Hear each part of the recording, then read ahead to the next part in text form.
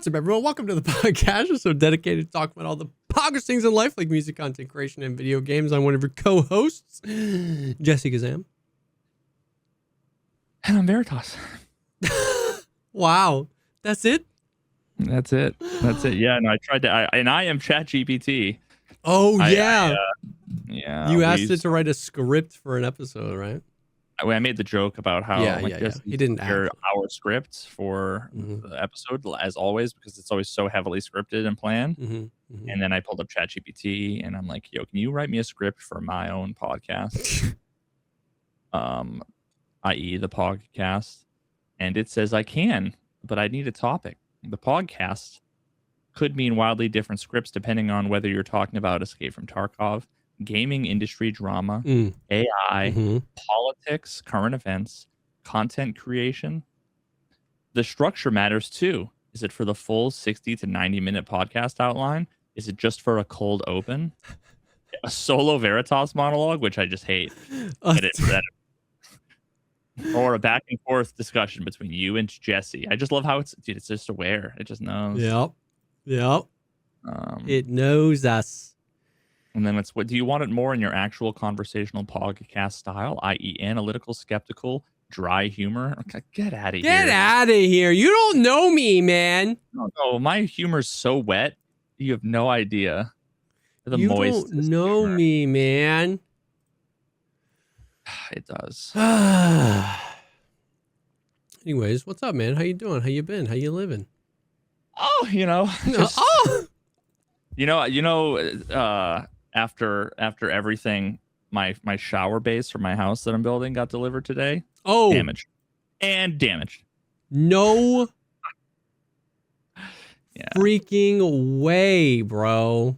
It's got like a big kind of gash in it, but like honestly, I'm like, I don't care. First of all, they can come and I think they can fix it because it's like largely okay. Can they fix it? Concrete.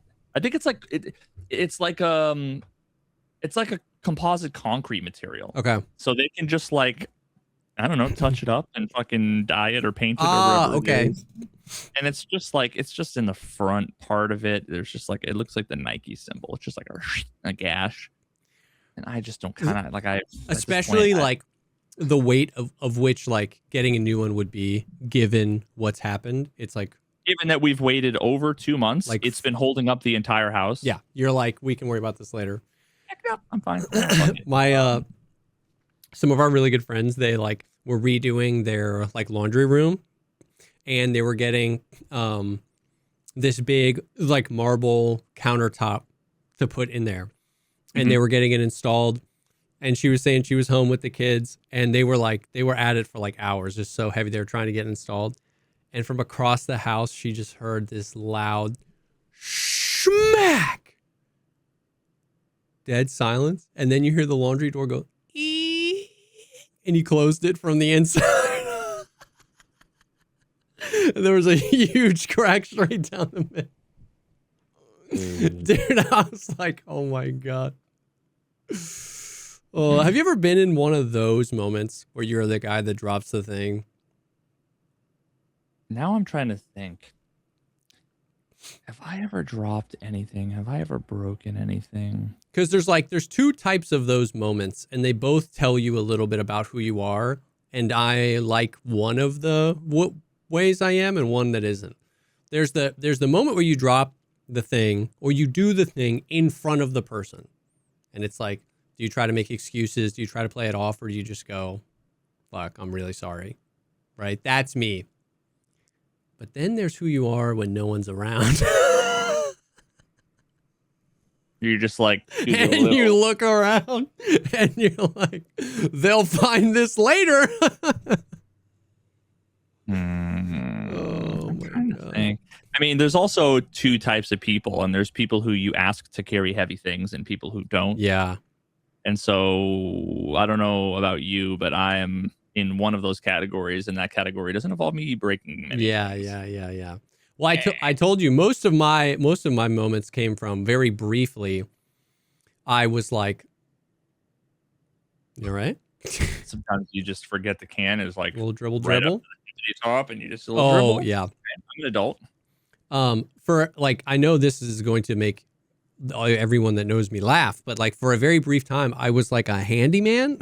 Like it was somebody that I knew, well, like knew that we were struggling. So they were trying to hook us up. And like she ran kind of like one of those businesses and she was like, can you do stuff? And I was poor and I was like, I can do stuff. And like the first thing she had me do was like cut, I don't know why, but there was this house I drove out to and they built a room in the garage, but it was like a permanent room.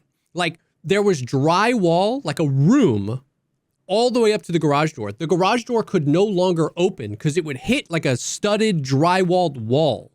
They built a room inside the garage. Okay. And the craziest thing was the wall that faced the garage door had a window, but you couldn't open the garage door. So you were just looking at the back of and when I got there, it was 3 feet from the, like around the 3 foot mark all the way down was just mold, just like black mold. And I just went in with like a hazmat suit and cut that out and cleaned it all up. And then it took me like 6 or 8 hours, right? Because I mean, it's drywall. You just cut it with a razor and then you throw it out and you dispose of it all and whatever. Was it like properly built underneath, or were there like was it like 1 by 1 balsa wood? I mean, it was 2x4s, but like I mean, there was no way and any of that was built to code. And I don't know what they were doing in there. All I know is that I got paid like $800, and I was like, "Hey, yo!" So then she was like, "Can you do more?" And I was like, "Yes." And I think I've told this story before, but she called me at like 11 p.m. and was like, "Emergency. We need somebody to replace this dishwasher." I had a guy that was going to do it. He said he was going to do it. It has to be done by tomorrow. He told me he did do it. Turns out he's like just been flaky and he didn't do it. Like, I'll pay well. And so I was like, yeah. I was like, can I bring some friends? And she was like, yes, I just need this done by tomorrow, please. So we go out to this thing. Do I know how to change out a dishwasher? Absolutely not. Absolutely not. And I found out the hard way that step 1 is turn off the water. We just unscrewed that bitch, popped it out. This was just as ChatGPT. This was before ChatGPT. We could have Googled it, but we didn't. So now the tiny little, quarter of an inch pipe is just spraying water into this apartment. Yeah, well, no, it's a metal pipe. So it's like a pressure washer.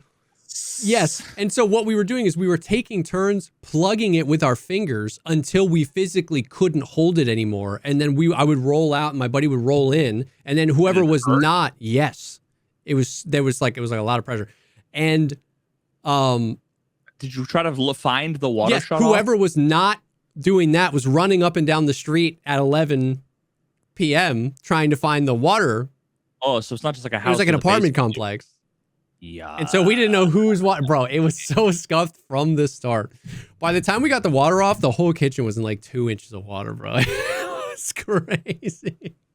Oh. It was very Three Stooges coded, 100%.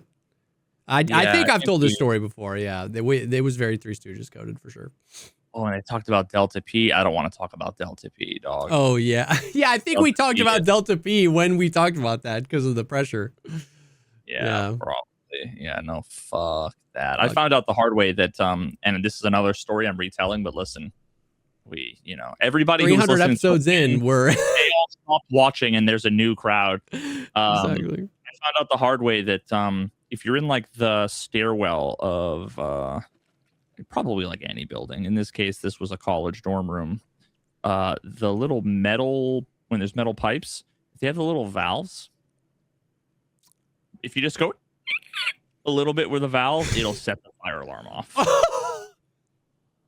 And this was like even just a little bit. Like I went, and I could hear like the water started to run, and I went, oop, turn it off. Oh no. Yeah, I found out the hard way. No, bro. It was like Thursday night at like 10 p.m. or something, so it was like the worst possible. And I just like fire alarm, and I'm just like down the stairs out the front door. Yeah. My car drove away. Yeah. 100%. not chilling, What not hanging purpose around for does it that serve to aftermath. hang out and go, hey, I turned the pipe, right? No purpose. Okay, wait a minute. I have to do this. I won't if I've already done it before. Did I tell the story of the day? It was going to be a rare story time, potentially. Never mind. I did. Mm. You don't even get to... I still don't know what Terminator 2 key moment is. Oh, wait a minute. Did it finally come back? It's on the tip of his tongue. The gray matter is squishing. Yeah, no. Key moment. I think I thought... Oh, it was only just now that I looked at that. I think I thought that it was like the key moment in the... Uh-huh. But I think it was like the key moment. Like with a key. Yeah. No, to me, it was like the key moment. Yeah, Like, okay. Was there a key moment? Well, okay, there's the one scene where... Have you seen Terminator 2? Yeah. You know how like they go to, I don't know if it's like a company or if it's like the dude, I think it's the company. They go to like the Dyson company or whatever. Okay. And they to get like the chip and the arm so that they can like destroy it. Oh, yeah. Robot technology. And I think that they go up and do the whole like, all right, on 3, 2, 1, click with the 2 keys. Uh-huh. Something about that. I'm pretty sure there was something about that. I don't know if I was talking about the fact that you like the 3, 2, 1, you have to turn. I don't know. It might have been something. Okay. Yeah. Okay. Nice. Yeah. So. Yeah. I guess I was going to tell the applying to become an RA / the driver's license telephone story. Okay. But I already told that one. Okay. And if you don't remember, it must not have been that good. So you know what? I might as well just tell a quick one. Yeah. Suspended off the bus. And it's funny because I got a text message about this like 2 weeks ago. About someone was like, "You remember when?" They texted me, and this happened in 9th grade. Damn. So what does that make me like? 61. Okay, bud. Okay. So I don't know why. And again, this is like cringe. I'm like, oh no, it wasn't 9th grade. It was 7th grade. For reasons that don't need explaining. I just know it was 7th grade. Okay. It would make me what, like 13 or 14, something like that. I was yeah, okay. We had this bus driver, okay? Her name was Lori. I'll put it this way. She was a larger woman. Okay. Uh-huh. With like pink hair. Okay. Pink hair. Lori had a son named Corey. Lori and Corey. Lori and Corey, this kid would just walk up and down like the aisle of the bus while we were driving. First of all, like if you stand up on the bus driver yells at you, right? Yeah. But her little kid, who was like 7, would just walk up and down the aisles and just like punch people and poke people. And like, I remember he like spit on someone. He was a little shit. Just a little shit. Yeah. Little shit. So because of him, I used to just fuck with Lori, the bus driver, because she was a major mean woman. Okay. Okay. And I was always kind of like a class clown. I would always just try to make everybody laugh. Yep. Now, on this particular day, it was like starting to blizzard. Okay. Like snow is coming down. Uh-huh. Okay. And I don't know why, how, when. I don't know what the impetus for this was. But I'm just going to fast forward to like in media res what I was doing. Okay. I was up on the seat behind the bus driver Uh-huh. with my jacket like kind of up over my head. Okay. You ever see Beavis and Butthead? The like cornholio? Like yeah. I am Yeah. Like that. I was like that Okay. kind of with my jacket on my head. Okay. With the microphone announcing PA thing. Okay. How'd you get a hold of that? I grabbed it with my fucking human hand. She didn't slap you? She's driving. It was during the middle of a fucking blizzard. Okay. And I'm over the megaphone, jumping up and down, banging on the back of the seat, going, "It's good weather for a bus crashing. It's good weather for a bus crashing. It's good weather for a bus." And I had the whole bus singing along while she's You're like, such a gremlin. I was a fine guy. Yeah, dude, I was a gremlin.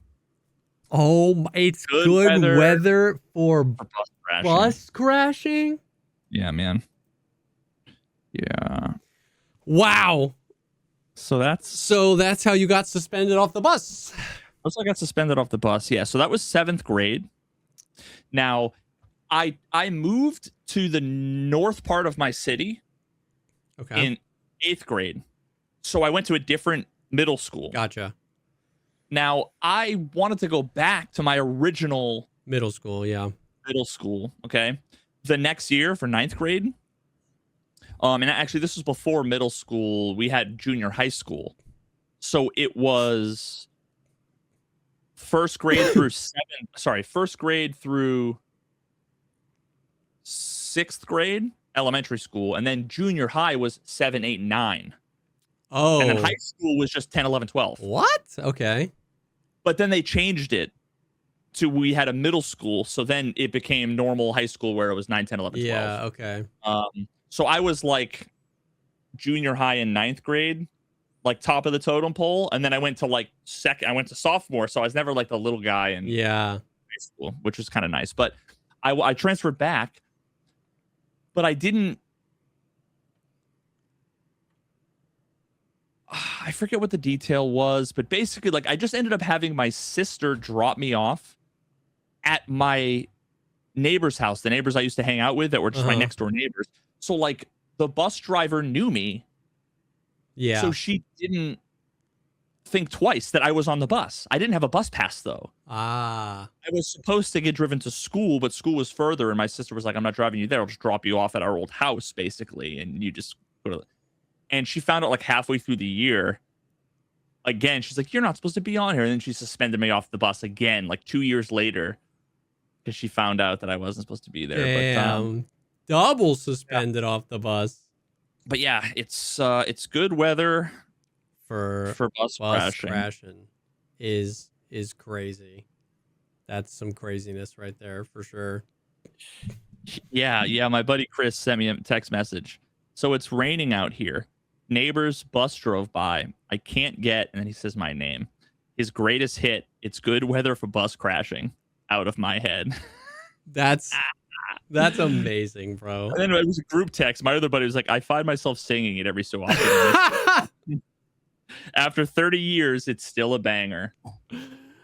Oh my God. It's good weather for bus crashing. Yeah. What a goblin. What a goblin. That's amazing. That's freaking amazing. So, yeah, I mean, otherwise, there's not really been a whole lot going on in the life of me other than I've been working on taking more notes for the video, writing some of the script, doing a little bit of editing. Yeah. Just playing a bunch of brainless games like Librarian, Tidy Up the Arcane Library. I saw you were replaying it. Yeah. 4th time I for 4 different times I've played through and put away 3,072 books that are just scattered along the ground.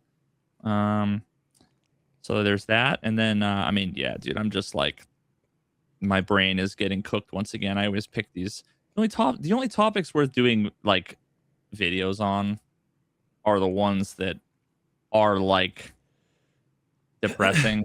Yeah. So like I'm just forever going to be cooked. Whenever I hear about people who haven't like done a video, like H Bomber Guy or Mooncat or all these other folks that like are my favorite YouTubers, and when people are like, "Oh, they haven't made a video in a year or 2 years or 3 years," there's like some part of me that's like happy. I'm like, yeah, I know their mental health is just better. Yep. It's tough I saw out there. like a Jenna Marbles video in my YouTube home feed the other day. It was like, damn. Jeez. I'm so glad Jenna hasn't come back. Yeah. You know, she doesn't need to. Then I mean, yeah. But yeah, just all this stuff with. For those who don't know, the video that I'm working on it has to do with the wild world of First Amendment auditors, Mhm. which is a world full of cringe and frustration and depression and anger with a tiny little bit of hope. Tiniest little bit of hope. Oh, the best ones are. But dude, there's these crazy cycles that I see that are so hard not to. They're so hard not to become so attuned to. Yeah. Where it's like, part of me feels like I need to talk about like the history of cops a little bit briefly in this video. In the video. Because I mean, the TV show Cops, because of how relevant it is. First of all, the first episode of Cops came out 3 months after I was born. It's been going on. Wow. It's been going on since then. It came out in like March, I want to say, or February of '89. Wow. And it's been on ever since. And if you watch old Cops, old Cops. So you have old Cops, the first few years of old Cops. So it's in the 80s and the 90s. Uh-huh. Not only are there no body cams, Yeah, but there's also no cops. And so, like, the way that cops, you put a police officer in the world, there's good police officers, there's bad police officers, but like a random police officer in the world on average, I think with how bad the bad ones are, oof, if the bad one, like the bad ones are like a -20 and the good ones are like a +10. Yeah, You know, to the like to the score. a good Yeah, police officer, will like, at best will like, save somebody from a fire or whatever, which is like incredible. But like, when they do their job right, they just like protect. they like fade into society. Like not to say that what they're doing isn't important, but it's like you notice it less because they're just like doing their thing. They're keeping. Yeah. They're protecting our constitutional rights, right? And like I mean, there's no way that I'm going to be able to be critical at all of police officers without the super uber pro thin blue line dudes jumping down my throat for being some like lip cuck or whatever. Yeah. I have so much respect and appreciation and love for law enforcement. Yeah. The ones that are good. Yeah. The problem is that there's just decades and decades and decades, a century of like systemic issues with policing that that these days it just genuinely feels like the great ones are the exceptions to the rule. Yeah. But so you have like early cops and it feels like the Wild West. And as it goes on, when you put a cop and a camera, the behavior anywhere, the behavior shifts. And there's actually there's a good podcast called Running from Cops that talks about like really gets into the history of the show. Talks about some of the more crazy things that have happened with planting evidence and like and stuff on the TV show itself. But there's a phenomenon that ends up happening where you have a police officer, there's the camera in the back, and they're going to be doing like the ride along with them. Yeah. The camera probably in the fucking passenger seat for, let's say, like 2 weeks.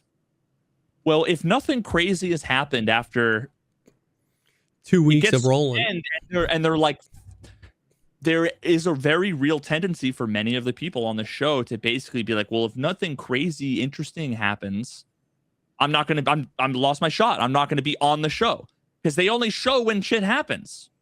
So there's this phenomenon where there's that's like, an interesting. There's more. They get more aggressive. They get crazier. Yeah. There's been instances where they've planted evidence, and so being on camera changed the way that the police officers, I think in a meaningful way, acted. Yeah. And it started to turn more from true, real TV to reality TV. And then what you have is 30 years of millennials growing up, watching cops and saying that's how cops are. And then it almost like it shifts the culture towards normal cops are like cops, which becomes like a self-fulfilling thing. And then guess what happens? Everyone gets body cams and everyone's filming everything all the time with cameras. Yeah. Which then just makes the reality TV is now reality. And so it's just this, I don't know. I think I could probably fit that into like less than 5 minutes in the beginning, but I feel like that's like relevant because and the other wild thing too is like the introduction of body cams in like the 2000s.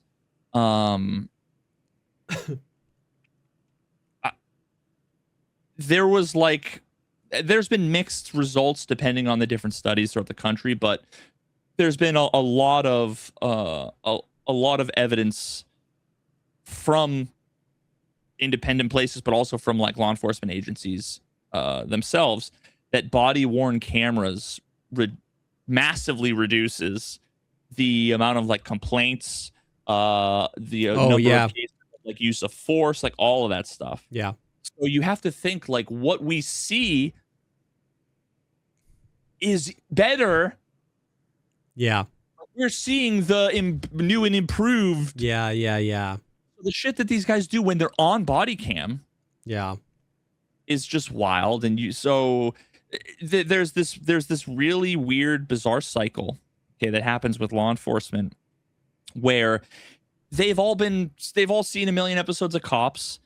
They've all heard the stories. They've all seen all the YouTube videos. So it's like a cop of like 3 years has already seen and done everything in their head.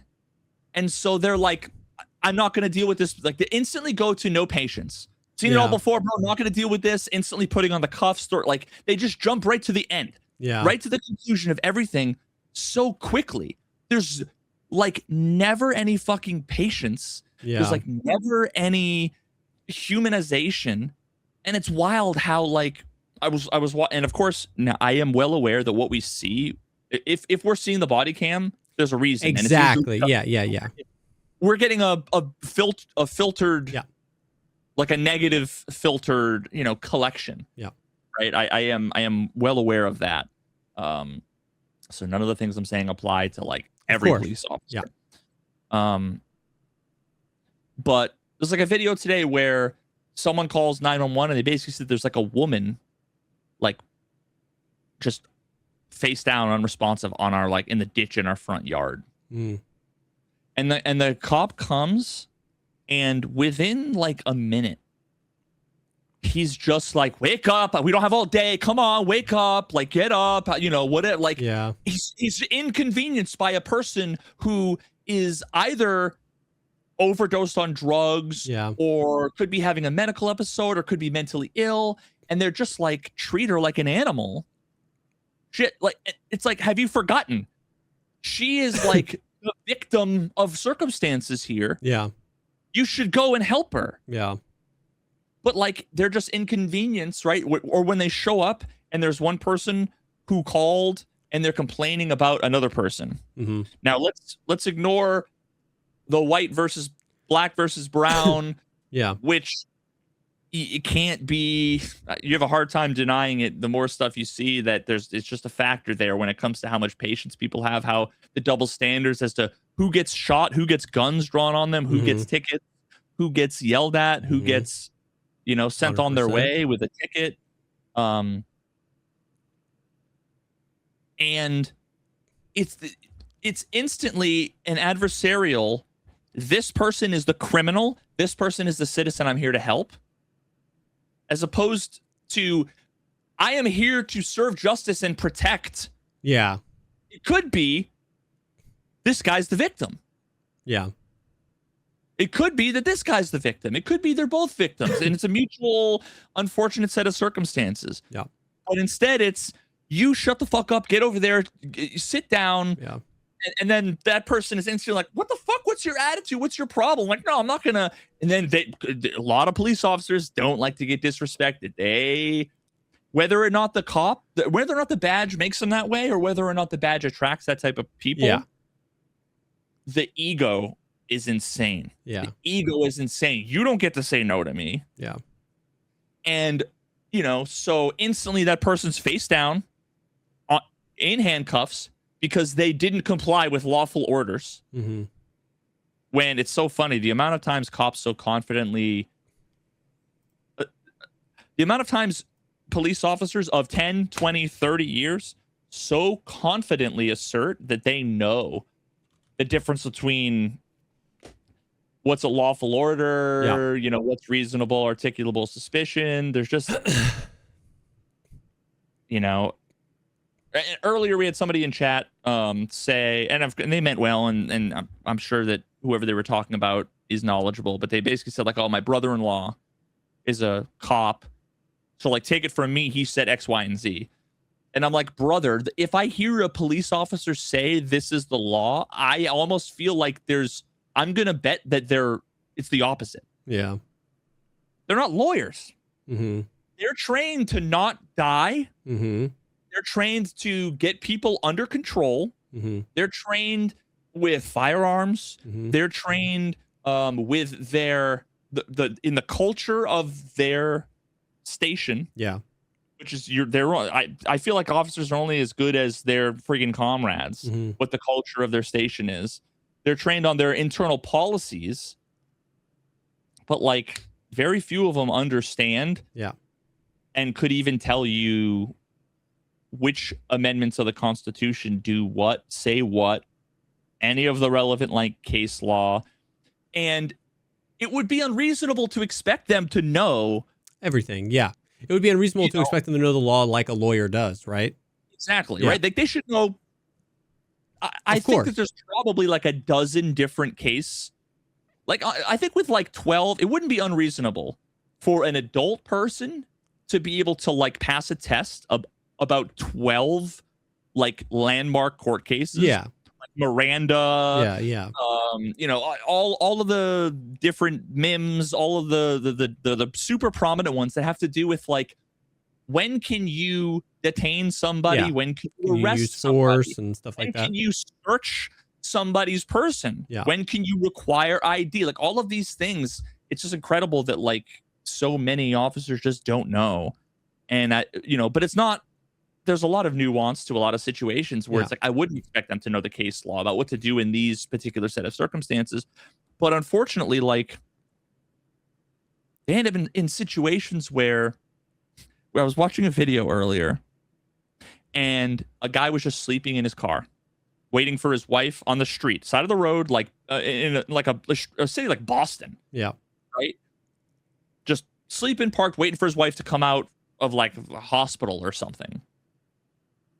And the guy wakes up to an officer opening up the passenger door, shining a flashlight in the car. They pull him out of the car. They search the car. They search him. They put him in handcuffs, put him in the back of the car. They search the wife's purse in the car. There's like 7 officers that show up. It's like this giant clusterfuck. The whole time he's like, I don't consent to searches, like none of this stuff. Like there's no suspicion of any crime, like nothing. Like what the fuck is going on? And when they let him go, my gut reaction was almost like, it's funny because like I understand this double standard, this the challenging set of circumstances we put officers in. But when they let him go, I was almost mad. Because I'm like, if you're going to go through all of that fucking bullshit, you better have a crime. Yeah. There better be a crime. Give him a ticket. Like, if not, it should have been a conversation. Yeah. Like, there's no but here's the thing. They did the right thing. He didn't commit a crime, so they let him go, and that's a good thing. But it's like, my gut is... But so officers, that thing that I felt with my gut, where I'm like, why did they let him go, is the thing that their ego keeps them from, like, we've already doubled down on dumb shit, pulling people over, asking them questions when we don't have to, not having reasonable suspicion. Yeah. We pulled a dude over because him and his buddies look like kind of gangbangers. They're driving a beat down old car. This is a drug area. So, and they're black, so I'm gonna pull them over and see if I can catch anything when I'm any points or whatever. And but your tag is expired, or you didn't signal when blah blah blah. The whole pretextual shit. And they end up committing to like bad circumstances, and then they have to double, triple, quadruple down. The people get rightfully pissed off. Yeah. And it's incredible how many people. So just think about this. You're being charged with a single crime, resisting arrest. Mm-hmm. Yeah. Chicken, meat, egg. Yeah. How could you? Yeah. How can you? For what? Yeah. Resist arrest without another crime to be arrested for me to then resist said arrest. Yep. The number of dudes that go away for, I mean, it's pretty small for resisting alone, but in terms of obstruction, because they weren't answering questions, because the cops think that when they come up to you, no matter what, that they can demand your ID. Yeah. And if you say no, then you're obstructing my investigation. It's like, motherfucker, I don't have to help you with your goddamn investigation. Yeah. I don't have to answer your questions. And unless there's suspicion of a crime, I don't have to give you my ID. Yeah. And nobody wants to live in a world where law enforcement can just walk up to you and say, give me your ID, motherfucker. And if you say no, you're face down in cuffs for obstruction. Yeah. And then when they put their knee on your neck or twist your fucking wrist or whatever, that then when you're like fight or flight and your body kicks in, that then they get you for resisting. Yeah. And dude, I'm telling you, I have this whole montage planned where resisting arrest, they make it impossible. And I don't know if it's on purpose. I'm sure for some it's on purpose, and I'm sure for some it's unintentional in some way, that they make it impossible to comply. If I grab your wrist in a particular way and I start pulling on it, there's no way you can't pull away unless you just want to let them break your wrist. Yeah. Right? It's like, so the number of times where they throw you on the ground, and like one cop has your arm like this, the other cop has your arm like this, and you're like, and the guy's like pulling your hand this way, the other guy's like grabbing here, trying to pull this arm this way, and you're like, I can't. The guy's got his knee on your kidney, and so you want to roll over like this, which makes him think that you're fucking pulling away. Yeah. So that he fucking punches. You know what I mean? It's like, oh, dude, it's infuriating. It's infuriating seeing people just get fucking manhandled and mangled and whatever, especially when it's all for nothing. Yeah. The number of times a police officer gets out, the window goes down, and the police officer's like, give me your license and registration. And the person's like, why'd you pull me over? And they're like, motherfucker, if you're not going to answer my questions, whatever. And then they start yelling at him. And then in 8 seconds, there's a scuffle to pull someone out of a car. Yeah. It's like, and the last thing I'll say on this, because I've got like 30 pages of fucking like bullet pointed clips. Yeah. One of my favorites was, this was in court. When a police officer was being sued, they were asked about what is your not office, but like department. What's your department's policy about like de-escalation? Or have you done de-escalation training? Do you know what de-escalation is? The guy's like, yeah, I know what it is. Yeah, I've gone through de-escalation training. And they're basically like, what's the policy? And the guy is basically like, his answer was, our policy for de-escalating is to whatever they are, we take it up a notch. And she's like, so their policy to de-escalate is to escalate. And he's like, yeah, why am I going to de-escalate it for like not listening? Like his answer was, our policy to de-escalate is to escalate. And the lawyer was like, are you sure? Do you know what the word, like, are you sure? Are you sure about that? And the guy's basically like, well, if they're not going to listen to me, then how am I not going to kick it up to the next level and rip them out of the car and throw them down? And it's like, that's unfortunately the attitude of so many police officers, where it's like, you must listen to me or else.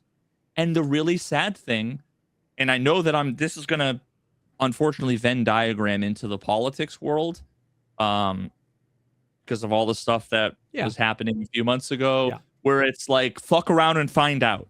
Yeah. If they give you a lawful order and you don't immediately comply, whatever happens to you is okay. Yeah.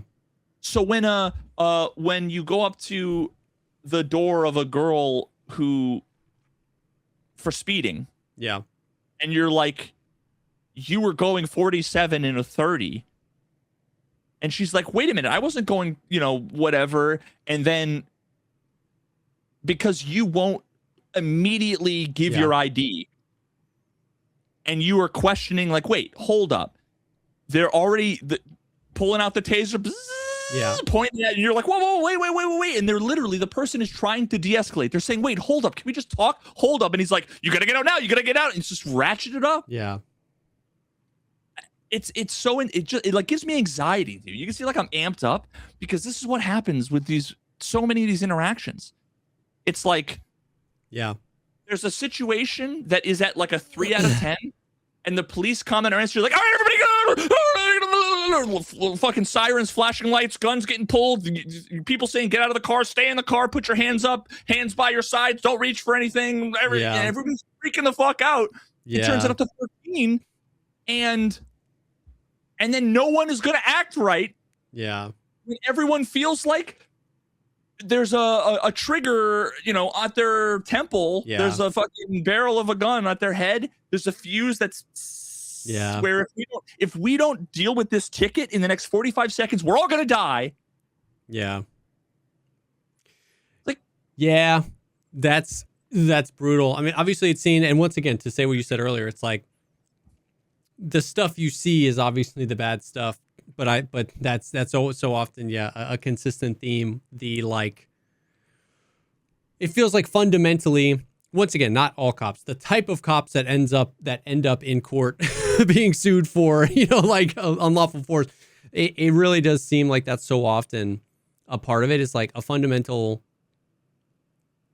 I don't know if I want to say misunderstanding, because I don't want to imply that I understand their job better than them, but like at that fundamental of a level, it's like, what is my job?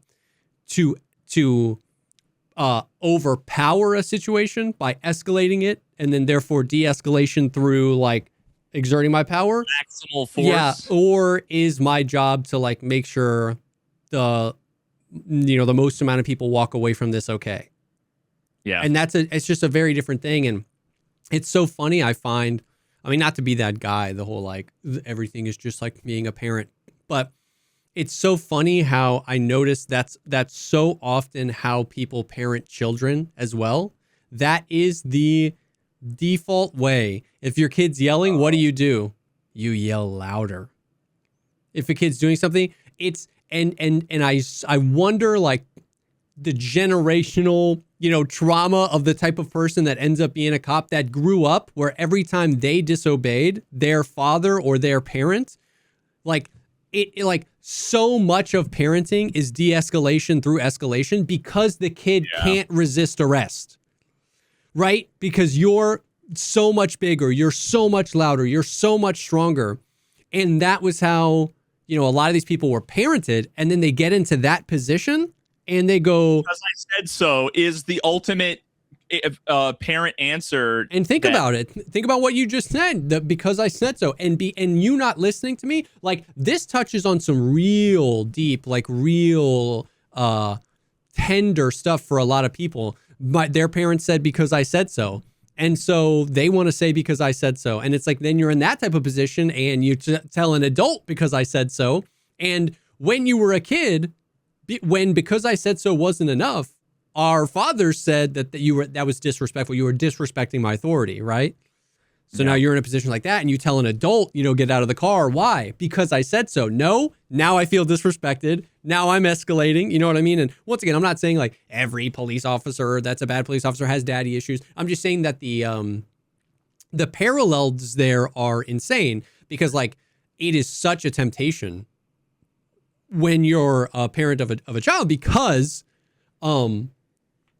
it's so easy when they're a child, right? You always win when they're a child because they're little. And so like that's been a huge part of like our lives has been like deconstructing that. And it's so funny because what we were just talking about, what we have to do is ask ourselves, what do we want to come out of this situation? Do we want our child to just stop the behavior, or do we want them to understand why the behavior was bad?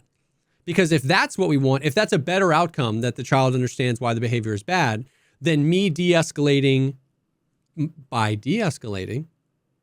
and getting us to a position where we can talk about, hey, do you understand this? Do you understand that? That's so much more effective. And so it's like, it's so fascinating to see that. What is it that the police officer wants? Do they want to win, or do they want the people around to understand why this isn't a good situation to be in? You know what I mean? And then be able to step in and execute if something's about to go sideways, right?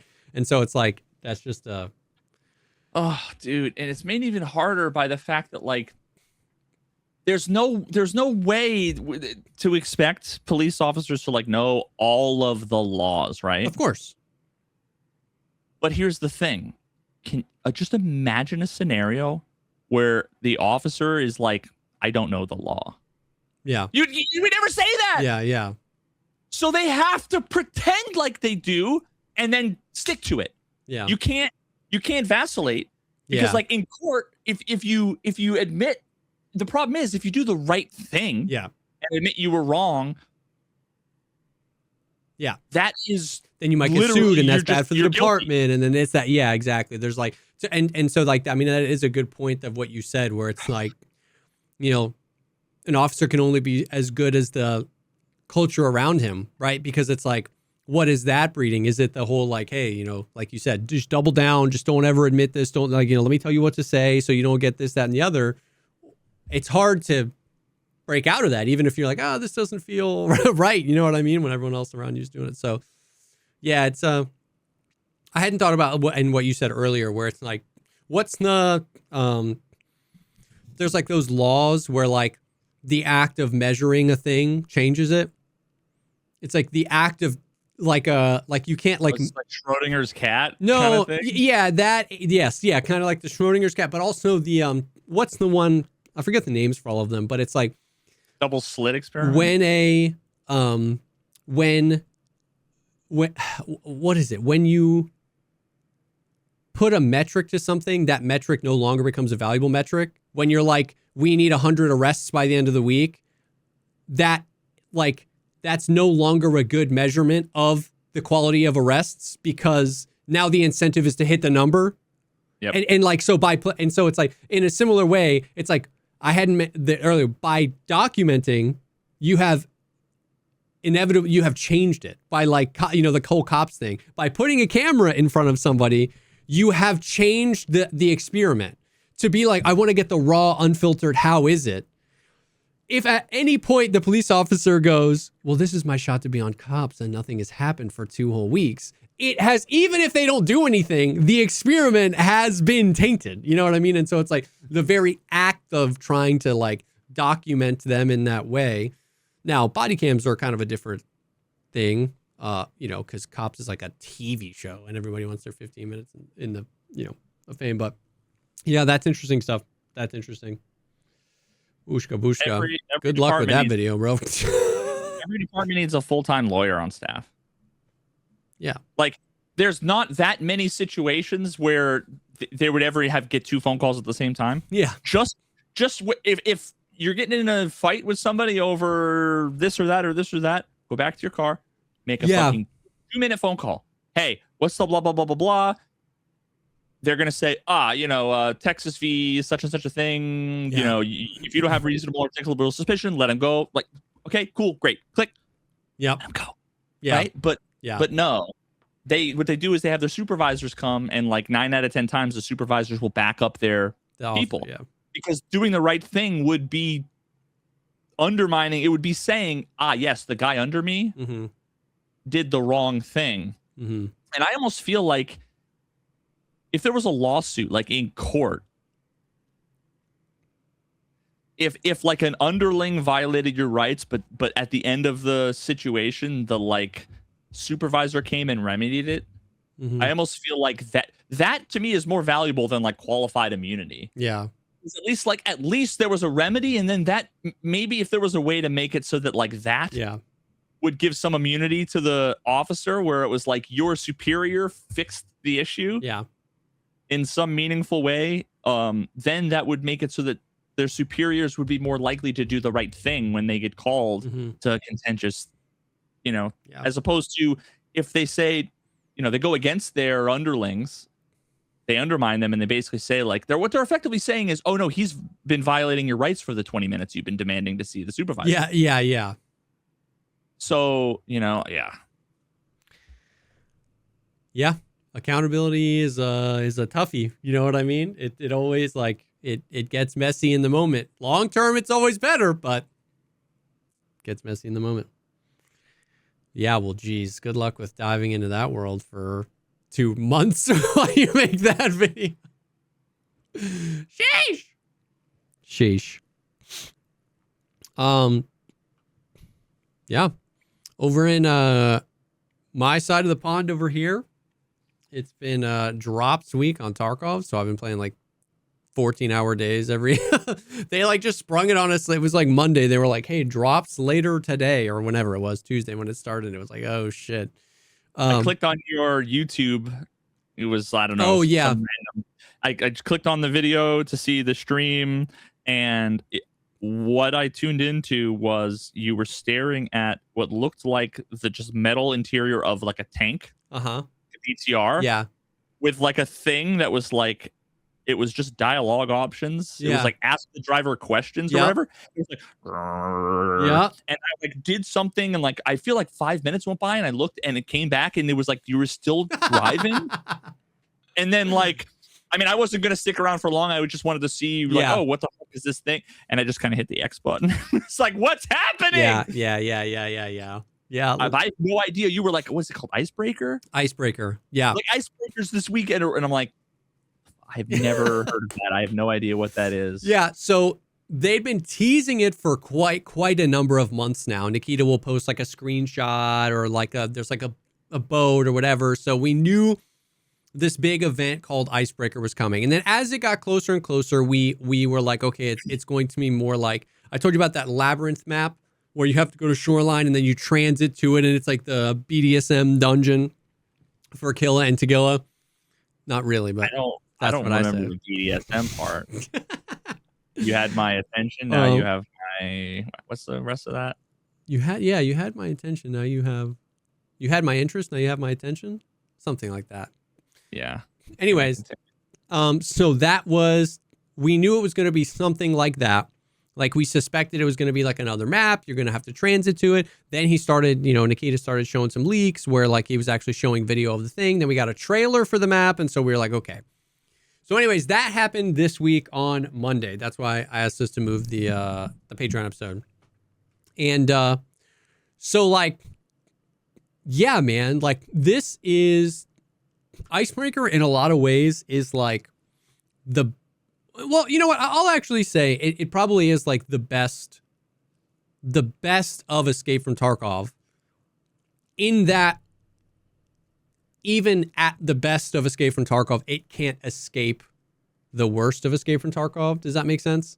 Like, yeah, you can never there's always something, but so there's two ways you can look at it. You can be disappointed in the fact that like, oh, they got so close. In so many ways, this is the best stuff they've ever made, and yet it's still bullshit. Or you can look at it the other way where it's like, nothing they make will ever not be bullshit. This is the best they've ever made. Yeah. Like, however you want to slice that pie. But like, let's start with like the good shit because it's awesome. So the map is cool, but I will say that like the lore and the story and how that actually manifests in gameplay. Because they've always had really good lore, but it was like you would just click accept on a quest and there'd be like, it wasn't even in front of you. It was just the flavor text was like 6 paragraphs long, and like, who's going to read that? All you're looking for is like eliminate 7 scavs on woods, right? Like that was, there was always lore. There was always some reason Proper wanted you to do that, but you were like never going to do it, right? And then the storyline quests kind of came along, but largely that was just like more like go here and find this thing. The way in which you interact with the story here and like the lore of what's happening is actually pretty cool. It's mostly still just like text, right? Like you're talking to mechanic, you're talking whatever, and you're kind of, you can just spam space through the thing.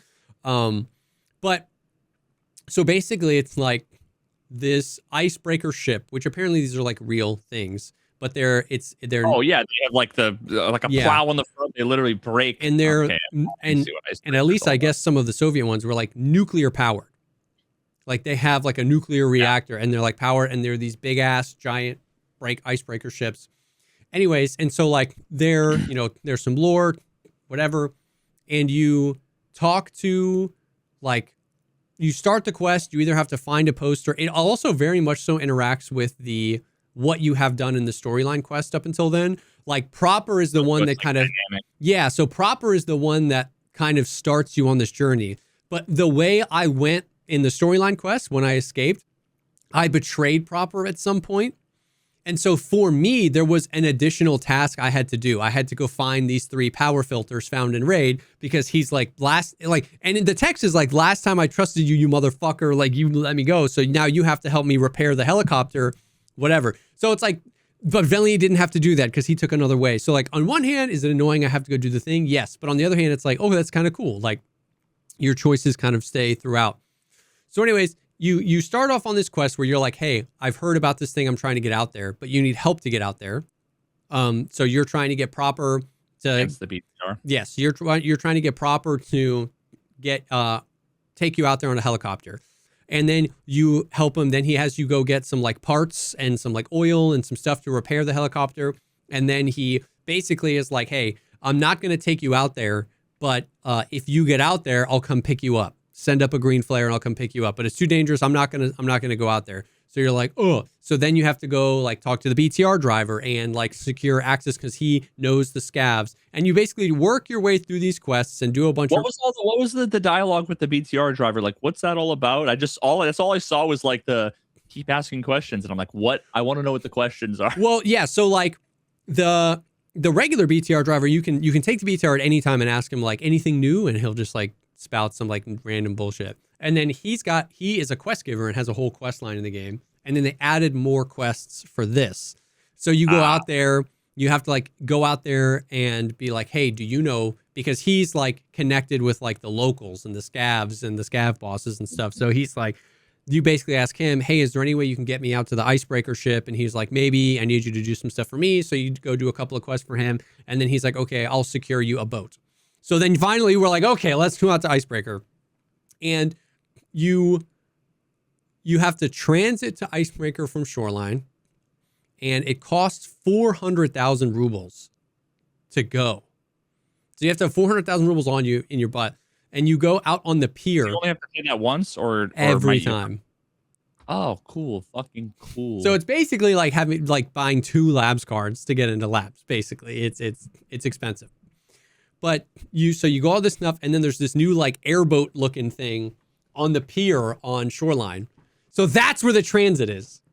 Think about how exposed being out on that pier is, and you have to go out there and transit, and you have to just sit there and wait for 20 seconds before you can transit. It's friggin' AIDS. Anyways, we're talking about the good stuff.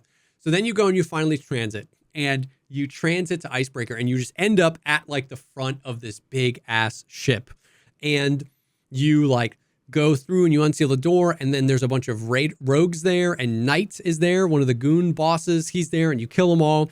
And we were like, what do we do? Like, we can't open up all these rooms. And you go up to this room and you talk to a guy on an intercom, and he's somebody who's barricaded himself in, and he's like freaking out. And you talk to him, and he's like, go tell me if the captain is here. And so You work your way, you find some keys and you work your way through the ship, and you get to a point where there's like a door sealed shut, and you're like, damn, I need some explosives. So then you actually extract from the map. You go back to the helipad, you shoot off your green flare, the helicopter comes and picks you up, and then you leave. And then you have to go talk to Proper and be like, hey, I need some explosives. And he's like, okay, I'll sell you some explosives. So then he sells you a new item, and it's like a C4 basically. Then you have to go back and you blow open the door and you fight the new boss through there. And then you go up and you find, basically, long story short, you find that the captain is dead.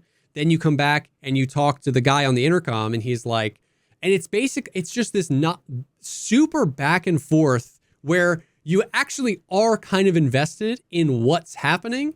And it's not just go to the map and then like farm money. It takes a really long time to complete the story, because you have to like network with all these people to get out there. And then you're talking to the guy on the ship and you're trying to get him off the ship, and he wants to get the captain. So then you have to go find the captain, but then you need explosives. Then you go get the explosives. Then you go through and you fight the boss. You find the captain's dead. You tell him the captain's dead, but then he's like, no. And then you find all these hard drives and you have to take those to mechanic. And you're like, and none of it is like the aids, like so much of it isn't the like, oh, well, it's not found in raid. Like if you get to the thing, then you can extract with the thing. It's like if you do the work, then you get to progress it. And it's like, it's way more than just, hey, they added reserve and you can just go to reserve whenever you want. Every part of it felt like a part of a story where you were like pushing this forward. And it took like me and Aaron and Vel like 3 days. We just got all the achievements done today, where you get all the quests and you get all the thing and you try to evacuate the guy. And what happens on the ship is, as soon as you basically like try to go through, the Black Division, they come, there's like a cutscene. It's really sick. And the Black Division come, and then you have to fight all them. Like FMV, like the raid series kind of cutscene? No, like a graphics cutscene, like an in-game cutscene. Yeah. You open a door. Yeah, it's not real life. It's like, you know what I mean? Sorry, like with characters, like I just don't think I've ever seen like animations in game. Yes, they've only done that with Terminal is the only other one. When you go to Terminal, there's like a long cutscene, and then there's one with the Black Division showing up, and the new boss showing up right as you like try to get through the ship. Anyway, so I thought that like the lore and the story and it was really cool. As someone that still didn't even read all of the text, like you can basically smash spacebar and not care through the text, and you still kind of end up invested in like, it's not just like, oh, I've unlocked this map. Like you have to go do this thing, and then you have to talk to this person, and then you find this dead guy, and that you want to go find that dead guy because he's got a rare key. So like they do a good job of like making the loot kind of like link up with the story so that you want to like stay invested in the story. And the map is really cool. It's super claustrophobic, and just because it's just a ship, right? I mean, it's just like tight corners and crews and engine rooms, and like it's just, oh. And the loot is insane, which you would hope so, because it costs $400,000 rubles to get there. And then it costs 2,500 euros to leave. The helicopter pilot makes you pay him 2,500 euros. That's like $250,000. Which is like another 200,000 rubles, right?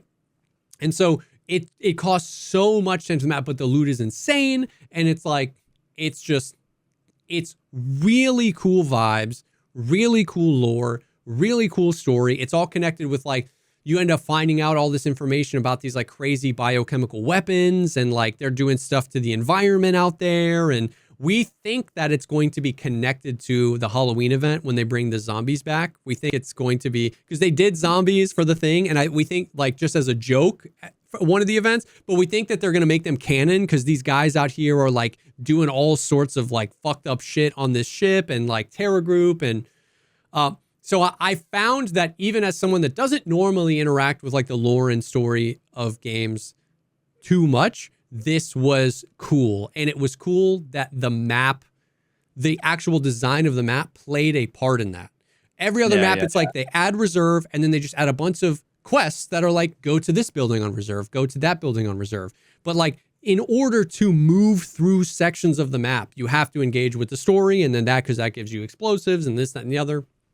So in a lot of ways, it's just like the pinnacle of stuff that they have done, bringing together their map design, their cool lore in a way that actually like forces the player to kind of engage with that. All W's, all great, really cool stuff. Additionally, it's a PvE only map. There are no other players. Oh, so it's just your squad? Yes, just you. It's so similar to the other map, right? Whatever the Labyrinth. When you escape. Oh, Terminal. Yes, similar to Terminal. Yes. Yeah. Yep. So PvE only, no other players, and it's max squads of 3. So you and 2 other. Oh. Yeah, which is weird because Terminal like that too, or Terminal. Oh, it used to be 5, but I think they made it 4. Yeah, right? yeah. So, it's PvE only. So it ends up being this like almost like a raid, like like a. Yeah. So it's cool. The cost is a lot. It's right now. It's getting really bad where like on Shoreline people are just camping the transit like.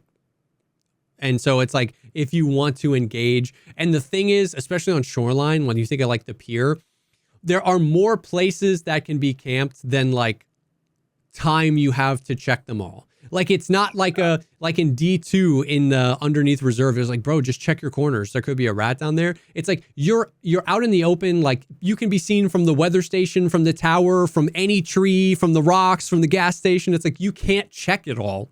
So you just have to run out there and then die. Now, eventually, at some point during the very long storyline quest that you're doing, you unlock Icebreaker as a map on your map selector. So like, I no longer have to go to Shoreline and transit to Icebreaker. I can just select it. I still have to pay the $400K. So I don't have to worry about fucking getting camped at Shoreline. But it requires a decent amount to get there, and it's pretty hard. It's really hard. So I wonder if that was related to, this is like the one thing I saw related to Tarkov on Twitter in like the last month. Okay. Was, and I want to say it was like either this morning or last night, and I want to say it might have been like Stankrat, I think, maybe that like tweeted, I think he like retweeted somebody else who was like complaining. Yeah. And he's basically like, bitch, that's what you get for not checking your corners. Like, I think people were maybe complaining about like exit camping or something. And it was basically like, listen, like the answer to that is effectively get good, but in like it's like check your corners, do your due diligence, whatever. And while my gut instinct, well, actually, okay, I want to say that like he's right partially. Well, my gut instinct was instantly to like reject that, because that argument of, let's just assume there's like at the end of and I'm manufacturing this scenario, right? Let's just assume there's like a big long pier with boxes and hiding spots and whatever, and maybe some kind of side alleys, and once you get to the end of the pier, there's like a 20-second countdown to exfil or whatever, right? The argument of just check your corners, don't be lazy, that kind of thing. That argument assumes that that's like the only thing happening in the mental calculus that you're doing. Yeah.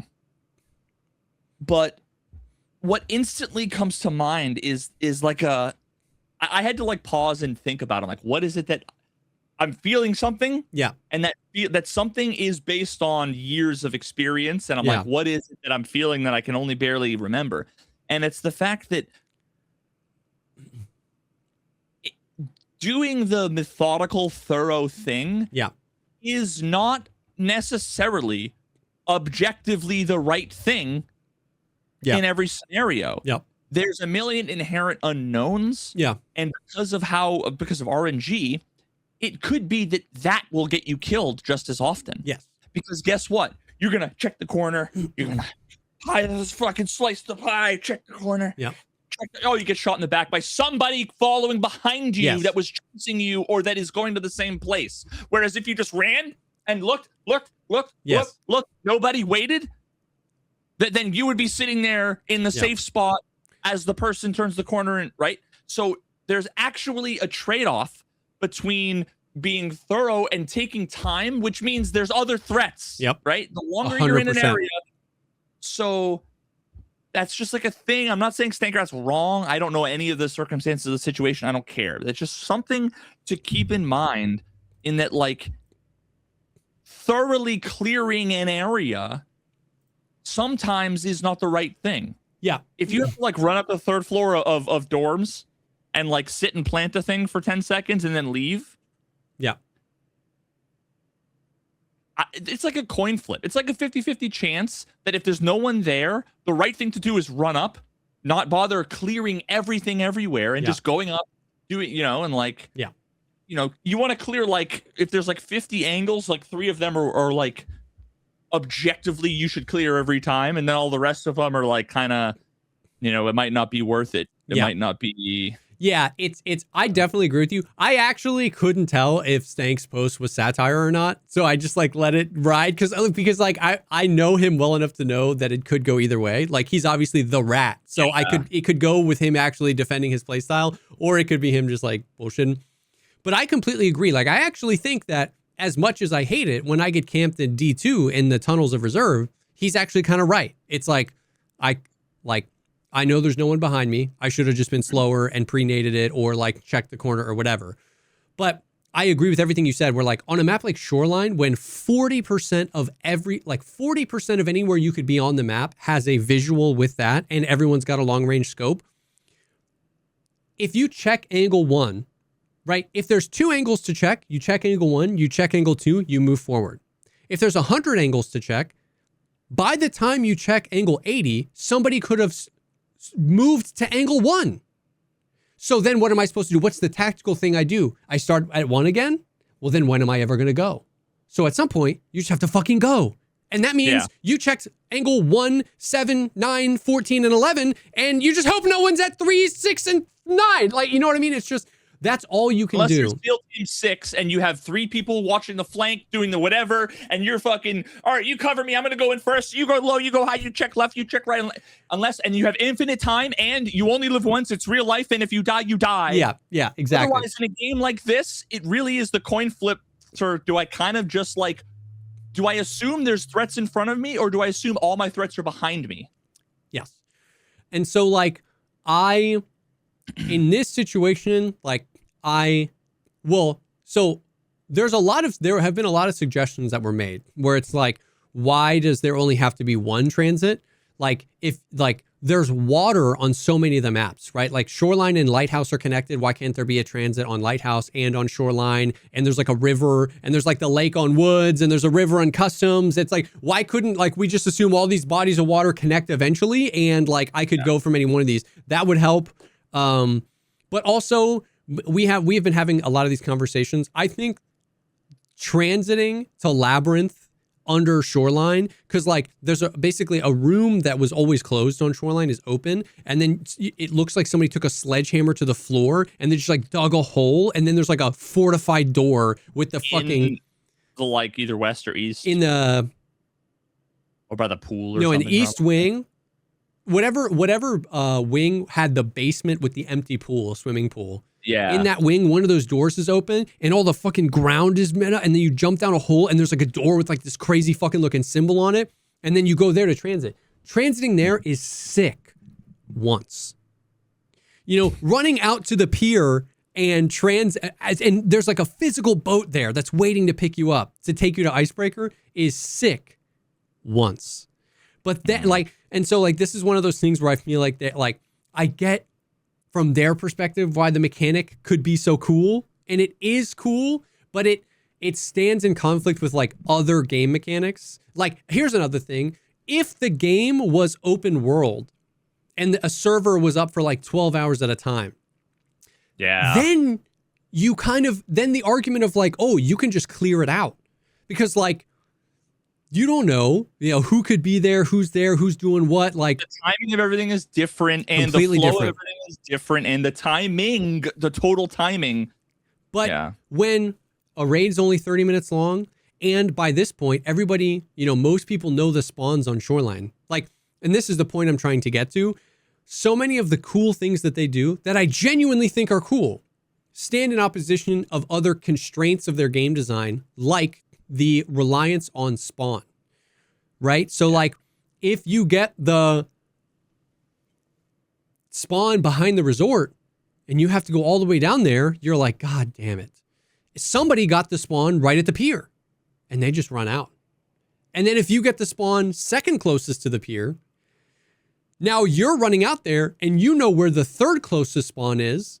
And you're like, okay, well, they could be coming up there. So you're like, do I wait and clear the angle? Because I also know where the fourth closest spawn is. So if I try to clear the third closest spawn, the fourth closest spawn is going to show up behind me. And it's like, it's not real. It's not tactical. It's not, you don't like in real life when everybody doesn't insert into a mission at the same time at set spawns. You know what I mean? Like they're not overseas being like, oh, I'm pretty sure some Al-Qaeda spawned over there. You know what I mean? It's like, that's not how it works. And so, dude, I don't know. When I saw Black Hawk Down, the beginning of that is they're above, I don't know, it's like Fallujah or whatever. Yeah. Is there's a town, right? And I see one side, you see like really far away. Yeah. The helicopters take off. And then I see like 800 insurgent, start to like trickle into the city and they all set up and there's like a timer going. Yep. That's how it is, bro. Yep. Mogadishu, fuck, same thing. So yeah, so it's like I agree, and I think it just breeds the camping thing and creates a negative experience. Now, largely similar to Labyrinth, how everybody was camping that, this will be less of an issue in a month when like everybody that's interacted with the map wants to. Like Labyrinth is still there, but not enough people are going every raid that it's like not worth it to camp. You should just exit camp. And in a month, Icebreaker won't be the new hot thing. So it's like, I'm not saying that they should like completely change how spawns work. I'm just saying that like the people camping that are benefiting from knowing all of that unrealistic information are always the ones saying, just clear your corners like you would in real life. And they're benefiting from a fuck ton of unrealistic information, but nobody wants to have that conversation. So I'm just like, why not have us all go out there and transit once, and then that immediately unlocks it on the map, right? Like we did the thing, we got the cutscene, we fucking did the thing, and then it's like, come on, man, like let me onto the ship. So that's one thing. Another thing, kind of slightly adjacent to that, is another way in which the game design is in conflict with each other is not to say that all of these things would happen at one time, but when you spawn on Shoreline right now, you can leave the map and go to Labyrinth, meaning -1 person on Shoreline. You can leave the map and go to Icebreaker, which means -1 person on Shoreline. And you can leave the map and go to Terminal. And so if you're the fucking guy that needs PMC kills on Shoreline and everybody left the fucking raid. Now, very few people are going Terminal. Terminal, you can only do it at nighttime. Very few people run Labyrinth. But the thought experiment is, how many ways do we add for people to go into a raid and then leave that raid before it starts affecting the raid? You know what I mean? Like, it's one of those things that just depends. And then what are we doing? Like, it can be like a godsend, right? If you're just trying to save up millions of rubles, so that you can afford to go to those other places, it's great because then you have all you have room it to yourself. Yeah. So that, that's an interesting, thing. It's kind of similar to like Lighthouse. It breeds the reliance on being close to spawn. So I don't like spawning into a map being like, I got a bad spawn, I'm just gonna leave and reset and hope for a better spawn. And it's like anti who I am. But I will do that when the game's friction is too much. For example, if I have, like, when I was trying to do the story, I had to go to 5 different cultist circles across 3 different maps. And in each of those cultist circles, I had to pick up a cultist amulet. And I had to assemble those amulets, all 5 together. And I had to bring those to Lightkeeper. This is what you need for what again? Part of the story to escape. Some Exodia shit. Yeah. Okay. So then I had to take these 5 amulets to Lightkeeper. Okay. I don't know if you played during when Lighthouse was added to the game, but the map is just like a hot dog. It's very skinny and very tall. The Lighthouse? Lighthouse, yeah. Like the map Lighthouse. Yeah. Okay. You know, Yeah. I never played when Lightkeeper was in. Yes. Yeah. It was right before Lightkeeper. But do you know where on the map the lighthouse is? Like it's on the southernmost side out on the water. There's that bridge. Yeah. Like there's that J-shaped road that's just like, yes, there's like a tunnel and a spawn with a fucking mountain. So I've got my 5 amulets and I spawn at the northernmost part of the map. If I die with these things, I have to go to 5 different cultist circles again. So I'm leaving, bro. And I got that spawn 5 raids in a row. And we just left immediately. And then you go back in for a better spawn. And then on the 6th one, we got the Southern Road spawn. And then we just ran out there. And it's like, and so you get into this thing where like the design of the game rewards you for like not playing. It's so much easier to just like leave than it is to engage. So like a lot of times on like Lighthouse, if you get the Southern Road spawn, but you're trying to do your quest in the water treatment plant, you'll just leave Southern Road and then try to come back. And if you spawn at the Northern Road and you're trying to get the Lightkeeper, you'll just leave and come back. And everybody else on the map is trying to get sniper kills. So they're like sitting in a bush, but then no one's there because everyone's, and so it's just like, you kind of get. It's just constantly working against the design of the game. Now, moving on. The real issue with Icebreaker is the AI. Okay. So. Well, that's like uncharacteristic. Very uncharacteristic. This video game. So, you know how like the power structure of like the AI was like you have regular scavs, and then they added like bosses, and then after the bosses they added the raiders on labs, and after the raiders they added the rogues on Lighthouse, and then after the rogues on Lighthouse they added the Black Division, which were like the fucking Giga Chad SEAL Team 6. You can only fight them on Terminal. Black Division. Yeah, I never saw them. Okay.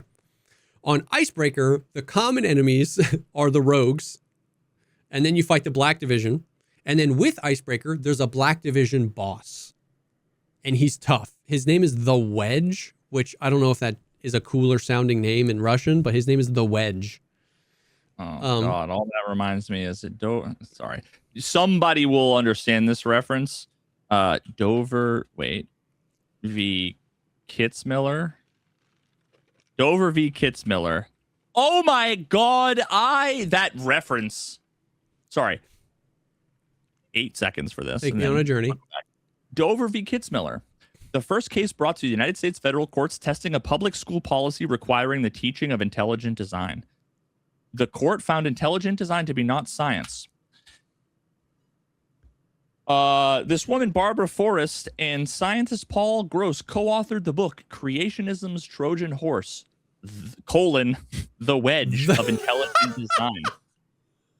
Yeah. Yes, I'm pretty sure that's exactly what this guy's a reference to. Yeah, it was their attempt to wedge in creationism into school. Yes. Okay. Yes. Continue. Sorry. So he's tough. He looks awesome, by the way, and his gear is fucking sick. And See what he looks like. The Wedge.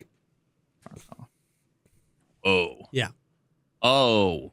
Whoa. Yeah, he's a sick looking motherfucker. Why is he wearing some Jon Snow ass? It's awesome. This is like if Jon Snow was in the Black Division. If Jon Snow got thrown into Stalker, which now that I think about it is a fan fiction I can get behind. Put Bella Twilight in that and holy shit. Yeah. So here's the deal. You start the raid and you kill a bunch of rogues and you kill Knight. And then you find a key card, you swipe a key card, you go to the engine room of the ship. Then the cutscene happens. The Black Division show up. They storm the ship. So then you have to clear out this engine room. which is a fucked fight. Black Division come out. You have to kill. It actually, the amount of them scales with your party size, making it like at least relatively doable solo. Okay. So that's nice, right? But they are extremely difficult. I mean, like the Black Division, once again, the only place you can fight the Black Division outside of this is Terminal. And they are like the premier 995, fuck around and find out, you will die very quickly. Like they are a meme, okay? And then you have to go and explode open the door and you have to fight the Wedge, the Black Division boss. And when I say, so like you're one of the few people, right? Think about all the conversations we've had about the AI, about the rogues and how far away that they can kill you. How like, why do they always aim for the head? About Killa and how he can like spin and like, think about what you think. Like, think about how like what's already in the game is past the limit of like what you would introduce, right? Where you're like, this is crazy. Think about the limit you think BSG would crank that knob to. And then think about a world in which you were surprised that BSG cranked it to that limit. Like, think about how bad they would have to be for you to be like, I never thought BSG would go this far. That's them. So what you're saying is that I had to connect my Visa card to some Exola account, and every bullet I get hit with, they charge me $1.99. Yeah.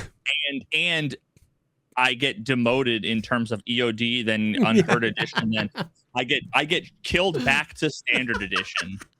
Yeah, it turns you into like a one life character where your account resets every time you die to them. Yeah. It's fucked, bro. It's fucked. So they like put a lot of effort into making them play like players. So think about like when you see like Desmond playing, right? Yeah, but which players? Desmond, no generals, these guys. So it's hard to explain how like, so I have 2 clips that I can send you, and I want to stress enough, I didn't have time to get good clips. I can't stress enough. Huh? Yeah, I'm sending you these. Okay. I can't stress enough how much these are the tame interactions with them. Okay? So like don't be like, "Oh wow, this is what it's like." It's so much worse than this. I just didn't have time before the podcast to gather my clips. But just some semblance of a taste of some of the stuff that you have to deal with. Okay, I'm on it. Yeah, take your time. Can't wait to be in the new place. So I'm gonna set it up. Oh, it's gonna be. I'm gonna set it up. I'm gonna have. Well, yeah. I mean, I'm hiring like one of those Joe Rogan ass motherfuckers in the back to be like, "Hey, Jamie, Tony, pull it up like a big screen there, bud. Google shit for me." We need interns.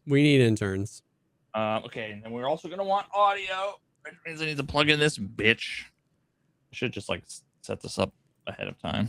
You're fine. And then at first, what you're gonna hear is probably one ear. Can you hear that? Yep. Oh god, I'm so locked in. He's locked. Okay, here we go.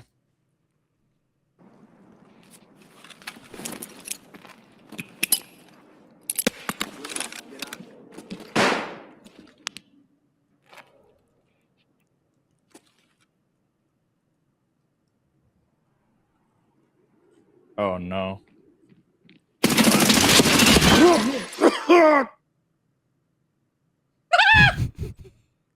Okay. But bro, why don't you hit your shots? So that's one. Listen, bad aim. A better player than me would have hit it. But also, yeah. This is why a fucking DMR. Yeah. To just blink to the head, which means it just would have bounced off his fucking ear. Yeah. But bad aim. But he doesn't have bad aim. If I would have gotten shot that way, I would have had aim punch, right? So I love how he he plays like every really bad but obviously cheating like viewer but cheating streamer would play, where they're like pretend like they're checking angle. He walked in sideways. Exactly. And exactly. It's like every one of his actual IRL friends just died in that hallway, and he walked out as if he didn't know what exactly. Okay. Is this the same hallway? Yes, this is where you fight them. All the clips are in this hallway. Yeah. Oh, really, dude? Oops. Yeah. Enemy spot. What am I supposed to do here, bro? Die. That's Valiant laying on the ground.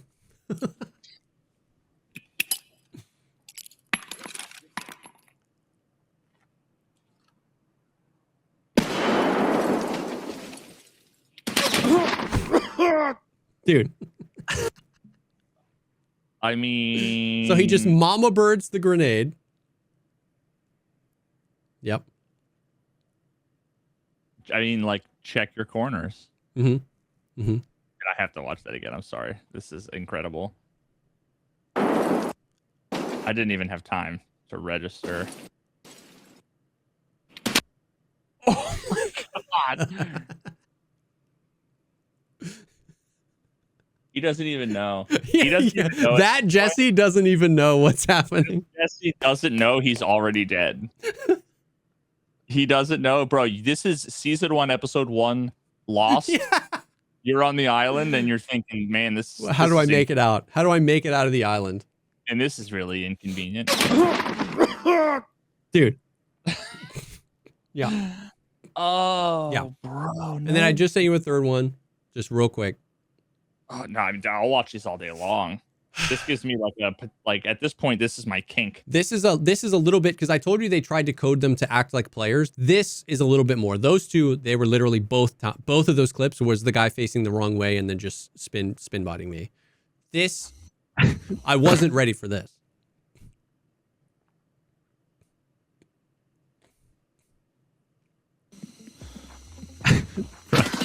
Healing. Oh, this was me watching a clip, which is why the music is there. I'm sorry. You see the lean? Okay, so you see his head peek out low at a crouch, and then before I can even react to that head height, he unpeaks and then re-peaks me.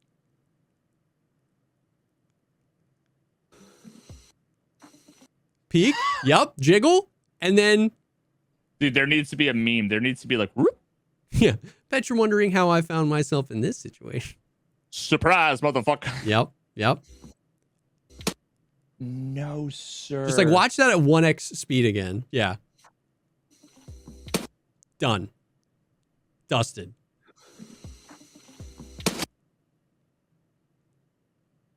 That's friggin' AI, bro.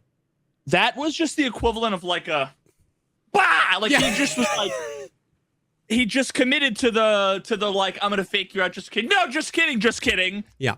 What the fuck, dog? And it's crazy. Like I've unironically, so like Twitter is just flooded with people like posting clips of like dying to wedge. And I've like unironically see people being like, these people don't realize that you don't peak bosses like this. One day they'll learn. And it's like, okay, so you die of old age in the corridor. Exactly. You are the guy you're the guy in the room with the chalice, Indiana Jones, white hair. You're just like, another traveler has showed up. Yes. Because welcome. That's the thing, because people are like, because the AI really are like this. You really don't ever want to re-peak the same angle twice. But you can't get down that fucking hallway. There's one angle. There's one angle. You can't get down the hallway. How you don't re-peak an angle twice when there's a singular angle, a hallway. There's one. You follow the one road you're on to me. Yeah. This is the Burger King drive-thru, sir. Yeah. So, like, it's unbelievably hard. Yeah, it's unbelievable. So you pay $400K. You fight. Oh, after all that, you fight your way through like to get there, like to get to that doorway. I mean this respectfully. 95% of players won't get to that hallway. Like fighting the Black Division is hard. And you have to put up 400K. You have to put your money on the line saying, I'm going to fight them. So people are like, no for me. people are fighting their asses off through the engine room to get to that doorway. And you have to do that. I was watching Desmond. I wanted to, like, it got to the point, me, Tony, and Velian were playing all day. And by the end, we were having that conversation with ourselves. We were going, you used to have this too. You're like, I'm not bad. Like, I'm not bad. I'm not bad. I'm not great. I'm not saying I'm the best, but I'm not a bad player. And it's like, but we were like, but why can't we get through this? So I was watching Desmond because he's like insane, right? And I was watching him and he was like, I didn't ask anything. I just like unmuted his stream right at somebody was asked like, how do you get through it? He was like, it's luck. He was like, you can't do it. He was like, you can't outplay them. He was like, every time I've made it through Wedge, I have been lucky that they either like walked in the room backwards or like I got a perfect nade or whatever. It's luck. I have 20,000 hours and I'm at a 50-50 with this guy. And I'm like, well, fuck me then. You know what I mean? Like, and the thing is, it's like, I have some good clips, but I didn't have Twitch clips, which is why it's hard. It's just like, so they're plugged into the Matrix, right? They want them to be like players where like, you know, that's the kind of meta. It's like you jiggle peek real fast and you like pre-fire where you think the guy's going to be, right? But the thing is like, I'm a human and like have human aim, which means even the best players will sometimes miss. AI, we know for a fact, don't have recoil. So because like, so a Big Pipe, one of the rogue bosses, when he shoots at you, he has red tracers and he'll shoot at you. Like I've been shot at him. He was on the weather station on Shoreline and I was on the roof and all the bullets come in a straight line. They're red tracers. You can see him fly. There's no recoil. So they don't have recoil that humans have. They can't miss like humans can. And they don't have ping. They don't have internet. They're plugged into the Matrix. So I have a ton of clips where the bullets are faster than the animations. So he'll actually be facing the wrong way and I'll be in the falling over animation. Then he'll start turning around. They made the reaction time so fast that it's faster than the information can get to my freaking game and say, hey, that guy's turning around. Yes. So it's like, it's so unbelievably punishing. It's so close quarters. You have to repeat the same angle. And there's like 5 of them. There's like 5 of them if you're solo and like 7 of them if you're trio. And it's just so brutal to fight them. And so like, there was a cheese strategy where you remember how like you could lay prone and you can lean left and right, but then if you hit like Alt Q, you would like roll on your side, kind of. If you did that, you're like below the damage mesh of the floor, and they'll come out in the hallway and shoot at you, but they can't damage you. And so you would just like point fire them all, and that's what. Are they hitting you or are they hitting the floor in front of you? They're just like bullets are not going anywhere. They're like contact, and like, but like just nothing is happening. It like looks like they're shooting over top of you. I don't know why it was that way. Is it the fucking Y scabs hit your legs? Yeah, maybe. Remember that video from 2019 that. So, like, Tuesday, Icebreaker comes out. Wednesday, that's the strategy. Everybody's like, I'm just going to do that to get through them. This morning, that was patched. Oh. So. But there was a solution at one point in history. Yeah. So. It's rough. Now, we have beaten him. Okay, I am not making this up, right? Me, Velian, Airwing Marine, each of us minimum 10K hours, right? 35,000 hours of Tarkov between us. I've played Icebreaker probably like 75 times now, okay? We've been past the boss. I've personally been past the boss 5 times.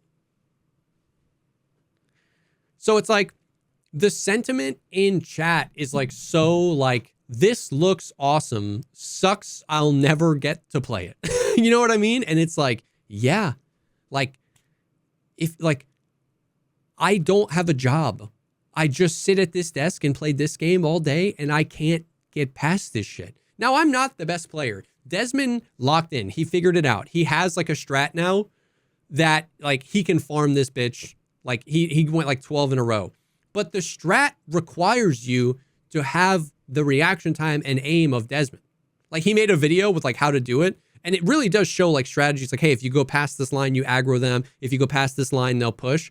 But then in the thing, every shot he hits is like he had 1 picosecond while the wedge was throwing a grenade to just go.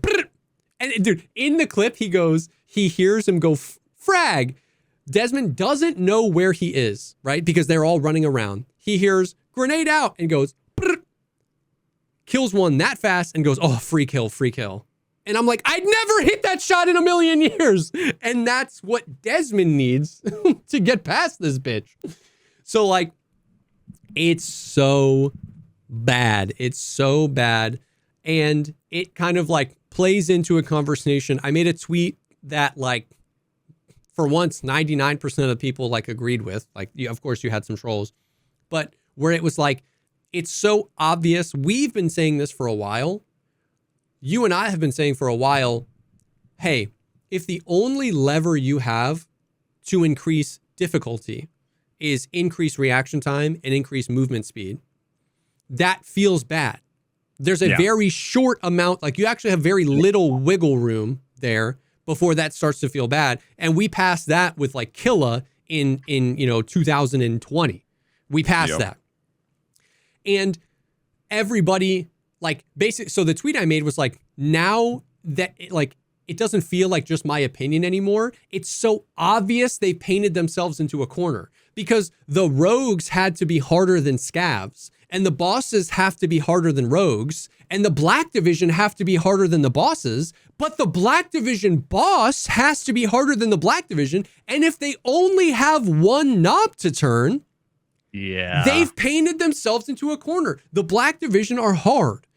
And I actually thought, because I was gone from Tarkov for 5 months, right? So I never escaped. So apparently the Black Division were really hard and they dialed them back. I thought the Black Division were in a pretty good spot. They're really punishing, but they were in a pretty good spot in Terminal. And I think that as well in Icebreaker. Like, I think it's really hard, but you can actually be like, okay, they spawn here, they come from here, I have to hit headshots. You know, I have ways to move, never peek the same angle twice. Like, you can learn it. But these guys are just so far beyond.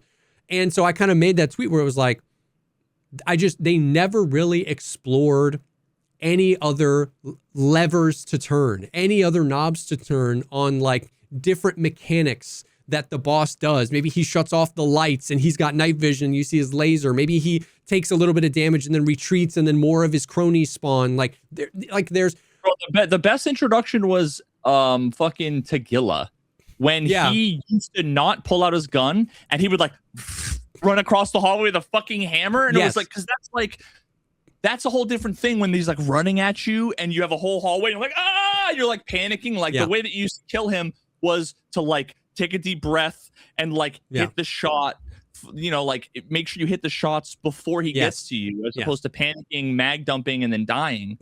And so I just like, I'm super disappointed that they still just don't that they still just don't. That's my wife. My wife. I'm super disappointed that they haven't attempted to turn any of those other levers and figure out like a way to make the boss fun without making him just hard. And and of course, like I said, you get there were a bunch of people that are like, dude, I'm glad he's like this, man. I'm glad he's hard. And like to every single one of you, I say, post a video of you clearing it. Like, I want an unbroken video. I want an unbroken stream of video from you, your first time on Icebreaker, to you clearing it. And I want to know how many times you say the word fuck. Like, I just like Nick, people, you know, all the streamers are posting clips of them getting like waxed by Nikita. And he even like hopped in some of the comments and was with some like, nothing too crazy, but just some snarky, like, yeah, you said the same about Black Division or whatever. And I almost tweeted like, how much do we have to donate to charity to make Nikita play this map? Solo, he's not allowed to end the stream until he clears Wedge. Like, How much money? Sorry, that just reminded me of a message. Let me find Was this. it a message from Nikita being like, let's put up some charity money and I'll stream?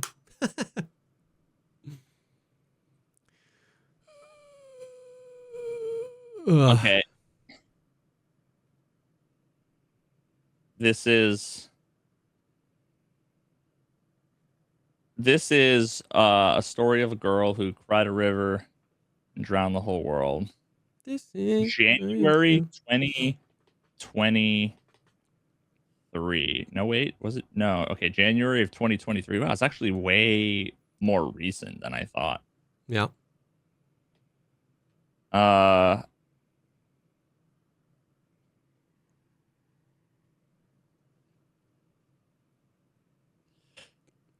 How can we get you live on the BSG stream for a level 1 to 20 Nikita playthrough? I honestly think that would be amazing and kind of a fuck you to those people who say, do they even play their own game? I think so much of the things I'm talking about would start to become clear. This is my criticisms. Although if you do get a chance to play that much, then I guess I'm totally wrong. I'll raise $100,000 for any charity you want to make this happen. And he goes, Lamau. And you just, raffle Lamau. So it's like, I just, you know, I don't want to, like, we don't have to get into the weeds, but it's just like, it just begs so many questions. Like, even someone in chat is like, his difficulty's fine if we didn't have to transit. Like, no, like, I think we're missing the forest for the trees here. It like, it's difficulty's fine. Escape from Tarkov would be fine if it was free. No, it would still have all the exact same problems exactly. now. Because, and once again, this to me, I don't want to speak for anybody else, feels like a fundamental misunderstanding of like, what is fine? Like, what are we have to go back and ask the foundational questions, right? What are we trying to do? Are we trying to create a situation in a video game that is technically possible to beat? By that metric, his difficulty's fine. It's extremely hard, but it's technically possible with enough tries. I would posit what we should be trying to do is creating, if we're trying to create a cool, memorable, engaging experience that is really challenging, but fun to overcome that challenge, he is not fine. No. Like, the best players, the Magnus Carlsens of Tarkov, do not find it rewarding to finish. They go, damn, I got lucky. So, like, sometimes I feel like we forget that should be the point of games. Now, you can make things hard. You can make things in video games like that are designed to be harder than the average player. You can make things for endgame players. But, like, once again, if you're just trying to make something that is technically possible, if RNG plays at your side, then strip it. Like, why is he a boss? Why isn't it when you open that door, it's just the Indiana Jones arrows shoot out at random intervals? And if you can run across it and make it to the other side, you're skillful. We did it. The difficulty's fine if we didn't have to transit. Like, why is he a boss? Why do they have guns? Why doesn't he have laser eyes? Like, if we're trying to create an experience, then we judge it by different merits than is it technically possible? And that's kind of where I start to crash out, when people like stan it. First of all, I don't believe you've made it through if you say his difficulty's fine. And maybe I'm wrong, but I don't believe you've made it through. And secondly, I don't believe you find it rewarding to get through. You just fucking kind of accidentally do it. Or, and this is the point I made in my video, or someone's going to make a video that this is the way to do it. It minimizes the risks. You reverse engineer their pathing, and this is the way to do it. You still have a 50% chance of dying, but this is the way to do it. And then I asked that question in my tweet too, where I was like, is that a fun experience to funnel the player base towards one play style? This is the only viable way to kill him. And the only viable way to kill him is to like reverse engineer. Like it's shining a light on the parts of Tarkov that aren't realistic. We know that AI can never be realistic, but you're shining a light on it because you're saying, hey, the only way to beat him is to memorize the arbitrary things. If you cross this line, he aggroes you through the wall. And if you know that, you can cross that line, then come back and then, hold the angle. If you know how he's going to react when a grenade is thrown, if you know what he's going to say, it's like none of those things are realistic. People don't see through walls. People don't say the same things all the time. But you're forcing the player to like hyper analyze those things. And we're shining a flashlight on that instead of creating like an immersive, realistic experience out of it being more dynamic and rewarding experimentation.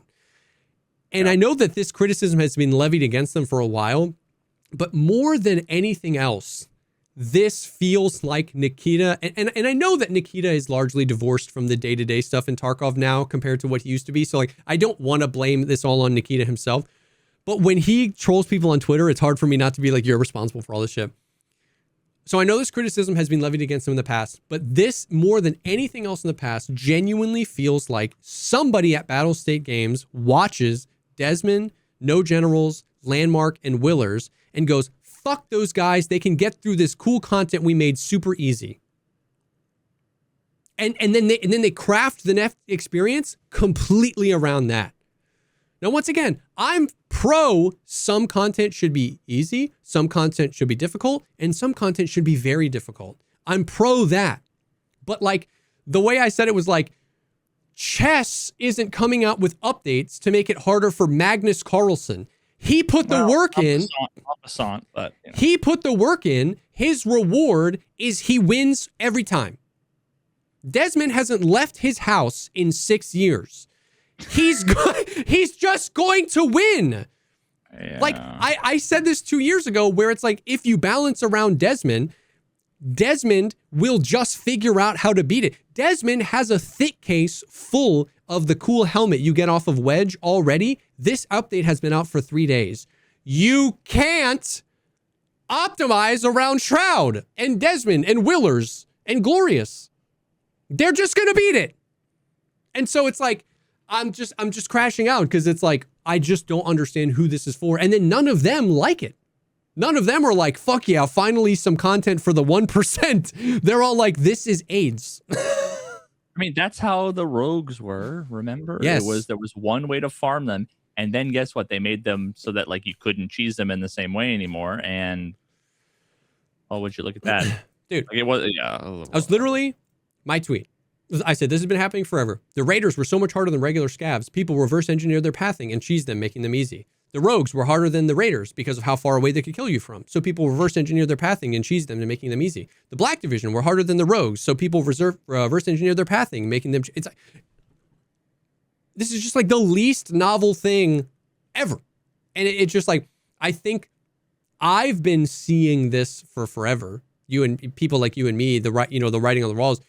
But this was just this guy was the threshold at which everybody, I don't think everybody would consciously say this, but I think everybody was subconsciously like the moment where they realized they were painted in the corner. They realized that they had nowhere else to go. It was like, oh, I just got to keep turning this one knob. And we're past 10. And he goes, fuck it, turn it to 11. There's no 11. Just keep turning. And like, that's what it feels like. And so I just like, Icebreaker in so many ways is the best piece of content Battlestate Games has ever put out, between like art, character design, lore, map design, story, the way they all interact. There's all sorts of new mechanics. There's keys. There's keypads where you like find codes around the thing, and then you find the keypad, you type it in, and then a loot room opens. You have to find that's actually sick. It's sick. You have to like find a blowtorch and then climb up onto the roof where the hatch is frozen shut, and you blowtorch open the hatch, and then you rip it open and you find the captain, and he's dead, and you grab his high tier key card, and then you breach a door. The same and place you every swipe time, a or is thing. it dynamic? It's in the same area every time, but it can be anywhere.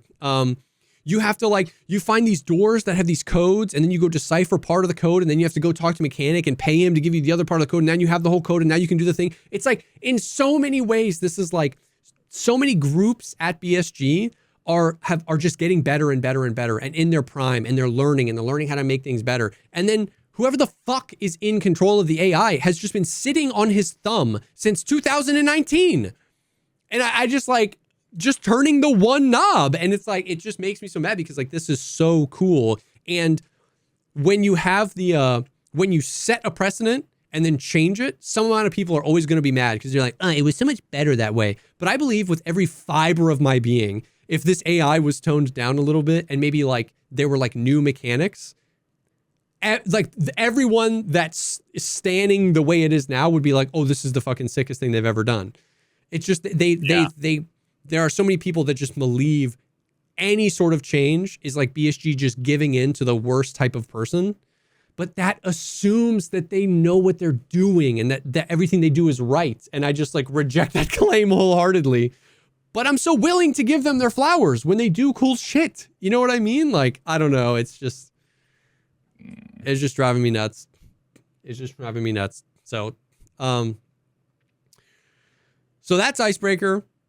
The best shit they've ever done. And so many interesting things. Just them. People keep coming by every day asking me about the subathon this, subathon that. It's like, I keep hearing more of this stuff. It's going to be it's going to feel like a totally new game. It is. It really is. And in a lot of ways, like a much better game. It's just, yes, in a lot of ways, a much better game. Genuinely. Like, I know that everybody that's been around for a long time has their like era. You know, some people like 11.7, some people like the Val meta, some people like the Foul meta, some people, you know, miss when Labs was first introduced. Like everybody has their own era that they miss. But I really think in a lot of ways, Tarkov is in the best state it's ever been in. There have been a lot of quality of life updates added to the game. The queue times are like 1 minute or less. The attach. And that's gonna put a little bit of a what's the word? A little bit of a kink in the whole playing guitar. Yeah. Just like select like servers that like, you know, are on like Australia servers. No one's ever playing there. Those guys still have to wait like 8 minutes to get into nice. The weapon and like weapon attachment economy has never been in a better place. Like you can pick up any gun. If you were to go into the gunsmith thing, you would immediately go, chat, what are the meta attachments? Like what? Oh God. You could close your eyes and select something for everything and that gun would be usable. Like, yes, there is like meta builds, but there's like more build diversity. There's more gun diversity than there's ever been. There's not like every Chad is using one gun. Like so many pieces of Tarkov are in like awesome spots. Like, but the sad thing is, it sounds like the things that like the first 7 minutes of like one of my video essays from 5 years ago solved are just still there. Yes. Which is like it makes you wonder if the reason why it's not done is it's not that they can't do it. I'm sure they could. Everything they've done is more complicated than what would be required to fix it. Yeah. So it's either they don't see it as a problem, they don't see any of the solutions we've ever come up with as better than the problem as it exists, or I don't. I genuinely think that I genuinely think that from their perspective, because the player base has adapted to it, it's no longer a problem. It's like they're like, you know, like they're I'm trying to think of an analogy. It's like we're driving around on a car with 3 wheels and we get to work and we're like, hey, I really need an advance on my paycheck. My car needs 4 wheels. And he goes, well, you drove here. That proves you don't need 3. Like that's the mentality. It's like you're playing. Oh my God, it's the fucking Reliant Robin, the 3-wheel car from Top Gear. Remember that episode where they turn and it would just flip over? Yeah. And it's like everyone at BSG has learned just don't take corners quickly. Yeah. And like everybody that's like half the people that have played have just learned. It's like, but driving isn't fun if I don't get to turn the corners quickly. And that like I don't have anything to back that up, but that's how I feel. They go, the player base has adapted to bad audio, to low FPS, to whatever. So why would I change it? Like I could make Icebreaker instead. Like I can make new content, which I love the new content. I love the quality of life updates, but like What if we made the audio better? What if we made the optimization better? What if, now I will say the optimization, they, I think I forgot to say this a couple of weeks ago. They lifted the NDA for the ETS. Okay, they revived the ETS from the dead. They gave every single person that plays Escape from Tarkov access, so you don't have to apply anymore. And they lifted the NDA, so you can like stream it. And then on that, they added a jump from whatever Unity they're on to Unity 6, which is like the most recent Unity. They're like just leapfrogging, and they're like, we're moving Tarkov to Unity 6. And they put that on the ETS, and they were like, let us know your feedback. Now, they are live servers. Like you can, like when you queue in, you'll run into other players. Like they are live servers. They're a little bit more dead because less people are playing. But I went from like an average rate for me is anywhere between 85 and like 110 FPS on streets, depending on where I look. And then if I scope in with a scope, it's like down to 60 to 70 to 220 FPS stable. Bro, it's 2019 all over again. On streets, and like 180 when I ADS.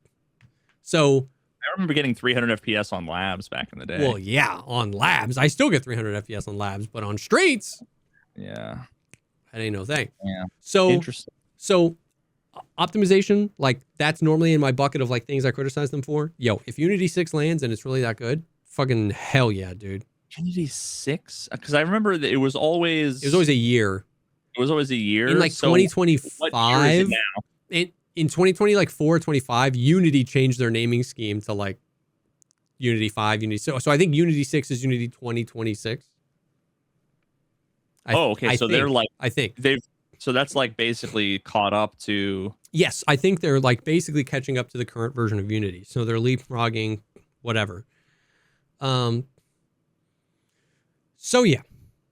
That's my little mini crash out. Now, what I will say, though, from experience is if you come back, the time away, like, remember I was saying this, the time away makes you like, it's the things you were frustrated about are still there. They just frustrate you less because you know you don't have to put up with it every day. Because you know now you're friends with benefits. You're not like married, right? True. There's no expectation. When you had already streamed 40 hours that week of Tarkov, it was only Thursday, and you knew next week you were going to stream 60 hours of Tarkov because like at that time you were a Tarkov streamer and that's where your money came from. And like, you know, so much of you was tied to it. All you could see, right, was this like just bullshit. You were just hitting the head with it. Like when you come back, you're going to see those things, then you're going to chuckle. You'll do the subathon, you'll move on, you'll go play whatever roguelite, and like it'll be fonder memories because it doesn't matter. I'm just in it now because A, Icebreaker is so cool that I'm so sad it was kneecapped by this thing, and B, I'm doing drops, so I'm doing 11 hours a day. So that's not helping. As soon as drops are over, I'm back to Star Citizen. But as per usual, in spite of everything, I'm having a lot of fun. It's just I'm not having as much fun as we all could have, and that makes me sad. Yeah. But yeah, so that's Tarkov. That's Icebreaker. Some of y'all at BSG freaking deserve a freaking Oscar for that shit, and then some of y'all don't. Switching gears from that, we got like, I mean, we're already late, but that's okay. Have you I came across a game that I was like, this might be the perfect Veritas game to like watch court stuff. Have you seen Everything is Crab? I feel like I have, but is it like Vampire It is like Vampire Survivors, yeah. Yeah, it's on my wish list, but I've been every day people come in with like a ton of recommendations, and it's always like super interesting, and I like usually watch. I'm like engaged so deeply in like sorting books or whatever, so I like watch the trailer for 11 seconds and I like file it into like interesting bucket, wish list, and leave. Now I'm looking at it again. So it's, the animal evolution. Oh, I forgot. That's right. It has like an evolution. Yes. So that's the whole thing. Is Everything is Crab. There's that meme in like the evolution that everything eventually becomes a crab. That's just like the pinnacle of evolution. Is that a meme? How was I unaware of this? Oh yeah. It's like 4 different like species of things that aren't crabs have eventually evolved into like, you and I would say all 4 of those are crabs, but like 3 of them are not crabs. They're like in a similar family. It's not like a monkey turned into a crab, but that like became a meme like last year where it's like me finding out that the crab is the perfect form waiting to one day become crab. Like, Yeah. yeah. Huh. Anyways, so they named their game Everything is Crab. And there's like, it's like Vampire Survivors, but instead of selecting your character, you select like genes where like you're more predisposed to like the cold or this tundra or that. And so like, and then you build your character as you go, and then it physically changes your character. You evolve into this thing as you go along. So, yeah. So it's like Vampire Survivors with a twist. And I've been watching Northern Lion play it. Yeah, like kind of like single player Spore. And it's Isn't Spore single player? Oh, single character. I was gonna say multiplayer Spore. That would actually be sick. That'd be sick. It would be wild. So I've been watching Northern Lion play it, and I like filed that away as like, oh, that might be a Veritas game. That's worth throwing some time into. Noted. Yep. I'll have to check it out. But yeah, that's the stuff. That is the stuff. Yeah. Thank you guys for hanging. Thanks for being here. Thanks for the support. If you want even more podcast content throughout the week, you can go to patreon.com/thepodcastpod. Get early ad free access to these episodes and an additional episode we do every week just for the patrons over there. Mwah, little kiss for you. Thank you guys for hanging. Thank you for being here. And we will definitely see y'all on the next one. You're a crab. Not yet, but one day.